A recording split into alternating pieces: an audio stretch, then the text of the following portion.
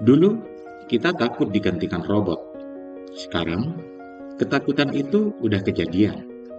Dari kasir sampai penulis, dari admin sampai customer service. Satu persatu, pelan-pelan hilang. Bukan karena mereka malas bekerja, tapi karena AI bisa kerja lebih cepat, lebih murah, dan nggak pernah cuti. Dan pertanyaannya sekarang, kamu siap bersaing sama mesin atau siap digeser lalu dilupakan?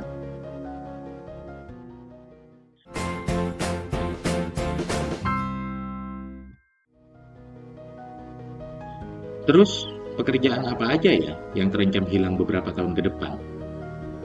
Pertama, admin data and entry level office job. Dulu dianggap pintu masuk dunia kerja. Sekarang, AI bisa input, merapikan, bahkan menganalisis data tanpa salah ketik dan tanpa minta THR. Contohnya, perusahaan besar seperti Amazon dan Meta sudah pakai otomatisasi untuk filtering data, reporting, bahkan email internal. Kedua, customer service dasar. Pertanyaan template kayak, kenapa saldo saya kepotong ya? Sekarang sudah bisa dijawab sama bot. Cepat, sopan, dan nggak pernah ngambek. Bank of America pakai chatbot Erika yang sudah layani ratusan juta percakapan tanpa satu pun terlewatkan. Ketiga, kasir dan teller bank. Kita makin jarang ke bank, karena sekarang buka rekening sampai transaksi apapun sudah bisa dari HP dan sangat mudah. Restoran cepat saji di Jepang bahkan udah ganti kasir pakai mesin. Ini nggak cuma efisien, tapi hemat biaya gaji.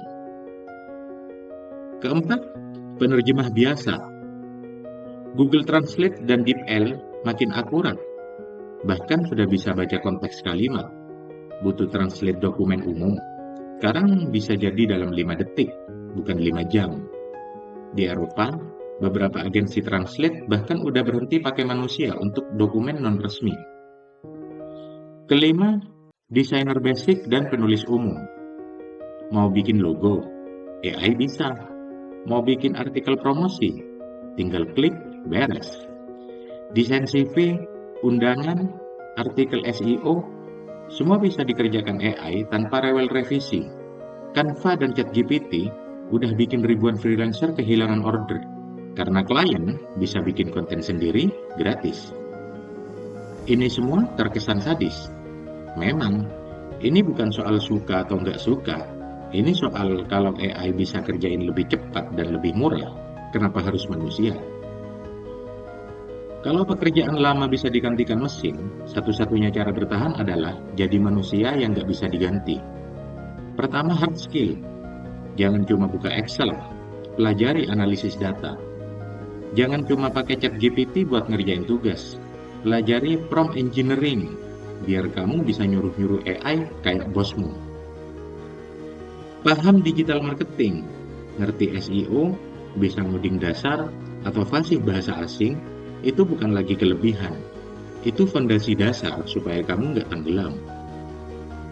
Kedua, soft skill. Bisa adaptasi cepat, bisa mikir kritis, bisa komunikasi dan kerja sama lintas tim, lintas budaya, lintas drama. Karena ini yang bikin kamu lebih unggul dari mesin. Dan satu hal lagi soft skill yang sangat penting, kepemimpinan. Ini bukan latihan jadi bos, tapi soal bisa ambil keputusan cepat dan tepat saat orang lain masih panik cari wifi. Lalu, itu semua belajarnya di mana? Gak usah tunggu disuruh kampus atau pelatihan mahal. Di YouTube gratis. Coursera banyak yang free. Digitalen Kominfo buat yang serius. Decoding buat yang mau belajar tech. Revoyu buat digital skill. Mau yang berbayar? Ada Skillshare atau Udemy. Tinggal pilih, tinggal jalan. Masalahnya sekarang bukan ada jalur atau enggak, tapi kamu mau naik atau terus mau nunggu dijemput keberuntungan. Kalau dunia kerja sekarang udah berubah, tapi sekolah dan kampus masih ngajarin hal yang sama kayak 20 tahun lalu, ya jangan kaget kalau lulusannya cuma bisa jadi pengangguran dengan toga.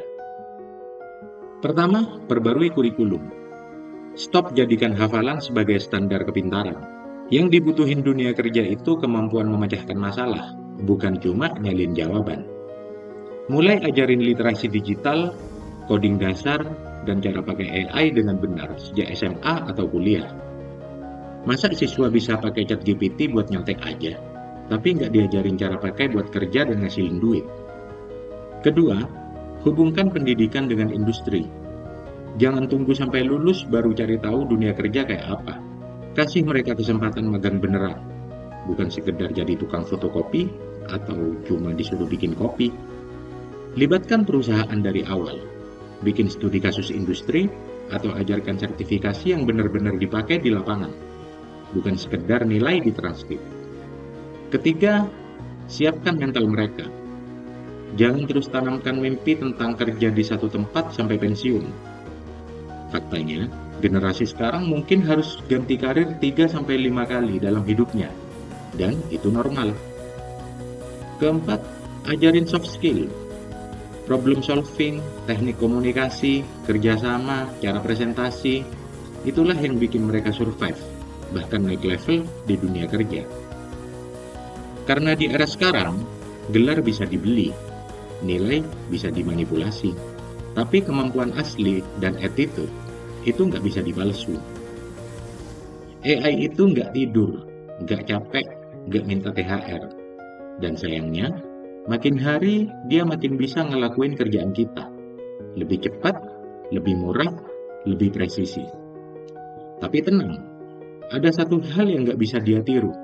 Akal sehat, empati, dan kreativitas manusia. Itu senjata pamungkas kita. Jadi kalau kamu belum siap digeser, ya jangan santai nunggu keajaiban. Adaptasi atau tergantikan. Karena zaman sudah nggak peduli kamu lulusan mana, yang penting kamu bisa apa dan mau terus belajar apa. Dan seperti biasa, simpan ilmunya di saku, sebarkan manfaatnya kemana-mana. Sampai jumpa di obrolan saku kita berikutnya.